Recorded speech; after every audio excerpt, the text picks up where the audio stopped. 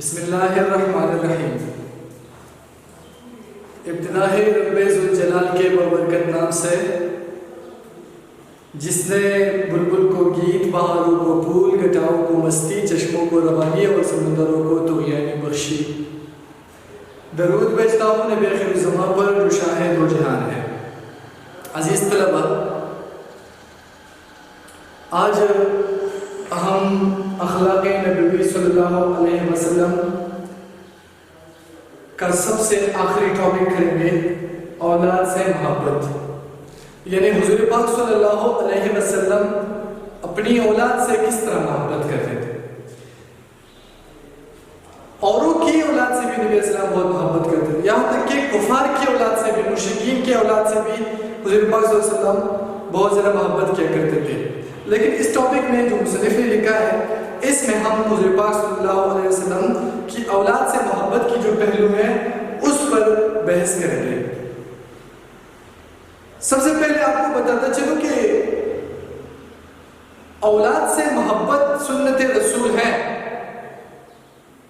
ہم ابھی پڑھیں گے، لیکن یاد رہے کہیں اولاد سے محبت ہمیں اللہ کی یاد سے غافل نہ کر دے۔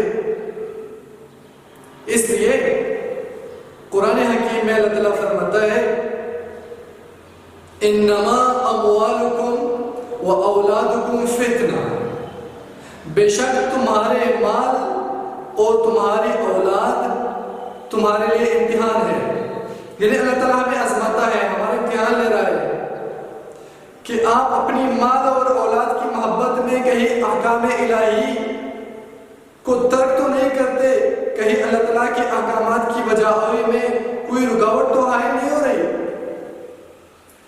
اس لیے ہمیں اولاد سے محبت کرنی چاہیے، لیکن اس کے ساتھ ساتھ اولاد کی محبت جو ہے وہ اتنی حد سے بھی نہ بڑھے کہ ہم اللہ کی یاد سے غافل ہو جائے، یا ہم اللہ تعالیٰ کے احکامات یا حضور پاک صلی اللہ علیہ وسلم کے بتائے ہوئے راستے سے ہٹ جائے۔ اس لیے اولاد سے محبت بھی ایک لمٹ رکھتی ہے۔ ایک دفعہ میں چھوٹا سا واقعہ عرض کر دوں جو کتاب میں نہیں ہے۔ ایک دفعہ حضور پاک صلی اللہ علیہ وسلم مسجد تشریف لائے تو ان کے ساتھ ان کے دو نواسے حضرت حسن رضی اللہ عنہ اور حضرت حسین رضی اللہ عنہ بھی تھے۔ نماز شروع ہوئی، اب نماز کے عین دوران میں سجدے میں نبی اسلام نے سجدہ تھوڑا سا لمبا کر دیا، طویل کر دیا، تو صحابہ ڈر گئے، ان کو خوف لاحق ہوا کہ کچھ مسئلہ تو ضرور ہے، حضور پاک نے سجدہ بہت زیادہ طویل کر دیا۔ ایک صحابی کہتے ہیں کہ میں نے سجدے سے ایسے سجدہ لگایا ہوا تھا، میں نے یوں کر کے سر اٹھایا تو دیکھا کہ حضور پاک صلی اللہ علیہ وسلم کی پیٹھ مبارک پر، ان کے پشت مبارک پر بچہ سوار ہے۔ میں واپس سجدے میں گیا، سر رکھ دیا سجدے پر۔ جب نماز ختم ہوئی تو صحابہ نے حضور پاک صلی اللہ علیہ وسلم سے پوچھا کہ اللہ کے رسول، آپ نے ایک سجدہ بہت زیادہ طویل کر دیا تھا، ہمیں خطرہ لاحق ہوا تھا کہ کوئی مسئلہ نہ ہو، اور کبھی تو ہم یہ بھی سوچ رہے تھے کہ میرے خیال سے یا ہمارے خیال سے وہی نازل ہو رہی ہے۔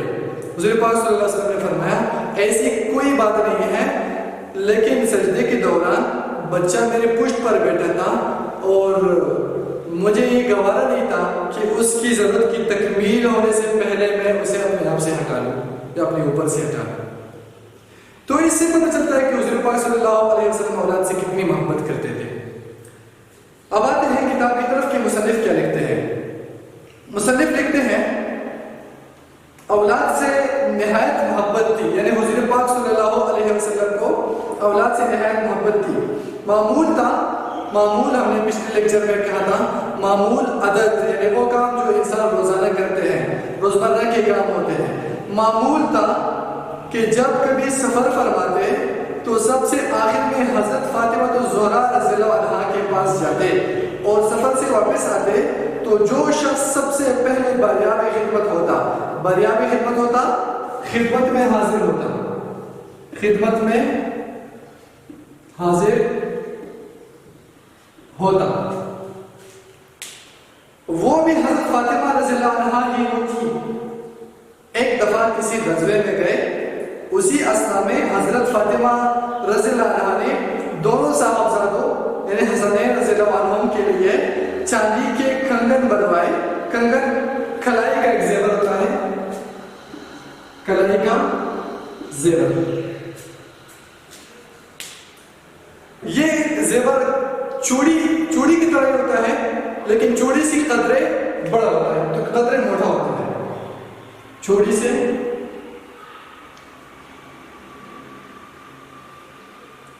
قدرے بڑا, قدرے بڑا یا قدرے موٹا.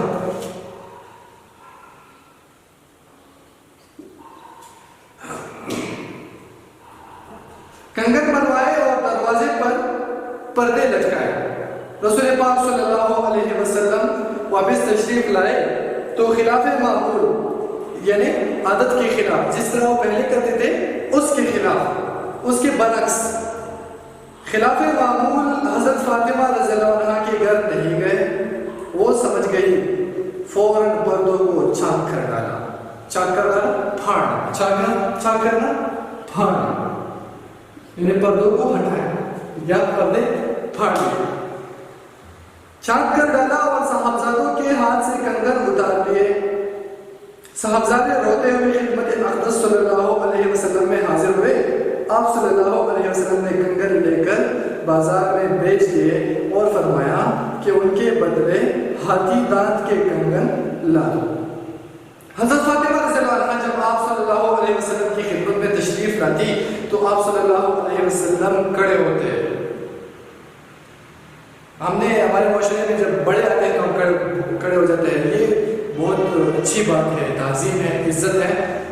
لیکن حضور پاک صلی اللہ علیہ وسلم بچی کے لیے بھی کھڑے ہو جاتے ہیں, ان کی پیشانی کو چومتے, یعنی ان کے پیشانی کو یوں کر کے بوسہ لگاتے, ماتھا, پیشانی, ماتھا, اور ان کی پیشانی کو چومتے اور اپنی نشستگاہ سے ہٹ کر اپنی جگہ بٹھاتے. نشستگاہ بیٹھنے کی جگہ, بیٹھنے کی جگہ, یعنی حضور پاک صلی اللہ علیہ وسلم جب حضرت فاطمہ رضی اللہ عنہا آتی تو حضور پاک صلی اللہ علیہ وسلم کھڑے ہو جاتے, اپنی جگہ سے کھڑے ہو جاتے اور جا کر ان کے ماتھے کو چومتے اور پھر ہاتھ سے پکڑ کر اس طرح اپنی جگہ سے ہٹ جاتے اور انہیں بٹھا دیتے, یعنی کہ زیادہ محبت کی وجہ سے. حسنین رضی اللہ عنہم سے بے انتہا محبت تھی, یعنی حضرت حسن اور حضرت حسین رضی اللہ عنہ سے بے حد محبت تھی.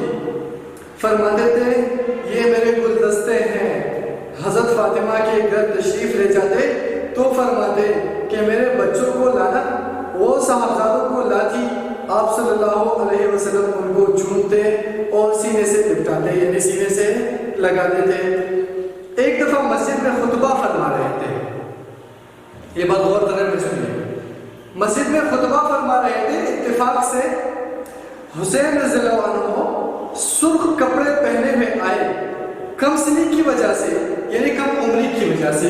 کم سنی کی وجہ سے, کم عمری کی وجہ سے, کم سنی کی وجہ سے ہر قدم پر لڑکڑاتے جاتے, یعنی اس کا توازن بگڑ رہا تھا. آپ صلی اللہ علیہ وسلم ضبط نہ کر سکے, ضبط برداشت نہ کر سکے, ضبط نہ کر سکے, ممبر سے اتر کر گود میں اٹھا لیا اور اپنے سامنے بٹھا لیا. پھر فرمایا خدا نے سچ کہا ہے, انما اموالکم و اولادکم فتنہ. فرمایا کرتے تھے حسین میرا ہے اور میں اس کا ہوں. خدا اس سے محبت رکھ کے جو حسین سے محبت رکھتا ہے. ایک دفعہ امام حسین یا امام حسن یا امام حسین دوش مبارک پر سوار تھے. دوش مبارک پر کھاندے پر, کھندا, دوش مبارک پر سوار تھے. کسی نے کہا کیا سواری ہاتھ آئی ہے؟ آپ صلی اللہ علیہ وسلم نے فرمایا سوار بھی کیسا؟ ایک دفعہ آپ صلی اللہ علیہ وسلم کہیں دعوت میں جا رہے تھے، امام حسین رضی اللہ عنہ راہ میں کھیل رہے تھے، یعنی راستے میں وہ کھیل رہے تھے. آپ صلی اللہ علیہ وسلم نے آگے بڑھ کر ہاتھ پھیلا دیا یوں کر کے، جیسے ہم بچوں کو اپنی طرف راغب کرنے کے لیے کہتے ہیں، تو ہاتھ پھیلا دیے. وہ ہنستے ہوئے پاس آ کر نکل جاتے. نبی صاحب نے ہاتھ یوں پھیلا دیا تو وہ آگے ادھر سے نکل جاتا یا دوڑ کے آتا تو ادھر سے نکل جاتا.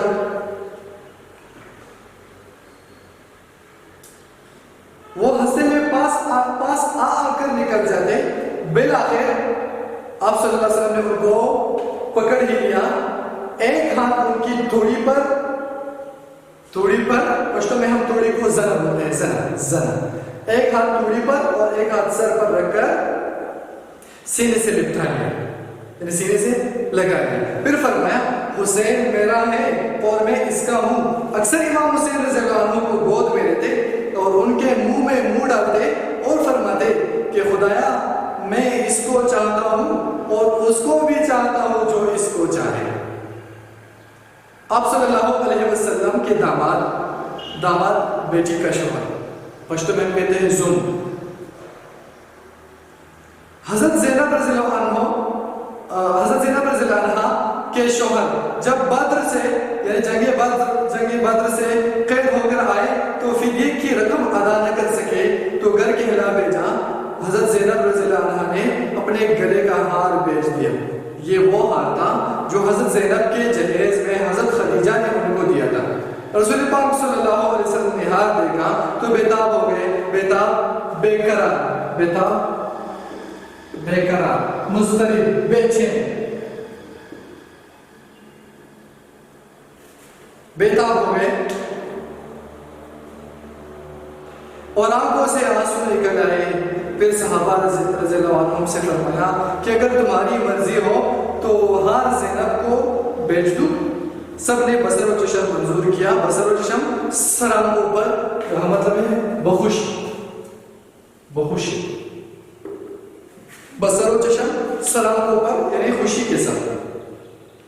آپ صلی اللہ علیہ وسلم کی ایک نواسی حالت نزا میں تھی، یعنی مرنے کی حالت میں تھی. موت کی کیفیت، جان نکلنے کی جو حالت ہوتی ہے حالت نزا، موت کی کیفیت جو ہوتی ہے، مرنے کی حالت میں تھی. صاحبزادی نے بلا بھیجا.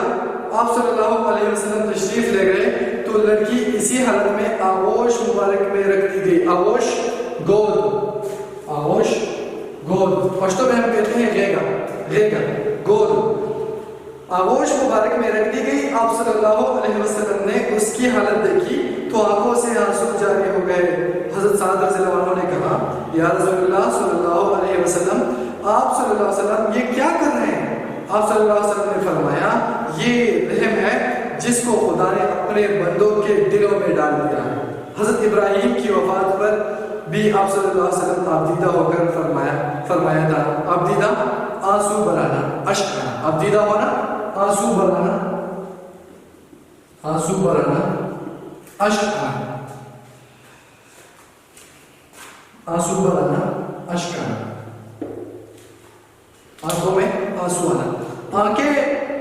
فرمایا تھا آنکھیں آنسو بہا رہی ہیں، دل غم زدہ ہو رہا ہے، لیکن منہ سے ہم وہی باتیں کہیں گے جن کو خدا پسند کرتا ہے.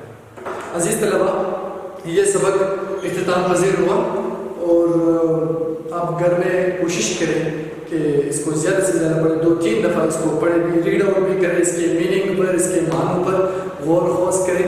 اگر کوئی مسئلہ ہو، کوئی کویشچن ہو، سوال ہو تو آپ پوچھ سکتے ہیں. بعض سوال ایسا ہوتا ہے جو زیادہ طویل ہوتا ہے تو پھر کمنٹ میں اس کا جواب دینا تھوڑا مشکل ہوتا ہے. تو واٹس ایپ نمبر میرا ہے، آپ کی اسکرین پر میرا واٹس ایپ کا نمبر آ رہا ہے، تو آپ اس پر پوچھا کریں تاکہ وہاں وائس کا آپشن ہوتا ہے تو ہم وائس میں جواب دے سکیں گے. آسانی ہوگی، لکھنے سے بولنا اچھا ہوتا ہے، آسان ہوتا ہے. تو اس لیے آپ اگر وائس میسیج کریں گے واٹس ایپ پر، چاہے آپ ریٹن لکھیں یا وائس کر دیں، لیکن میں وائس میں جواب دوں گا تو میرے لیے آسانی ہوگی. شکریہ.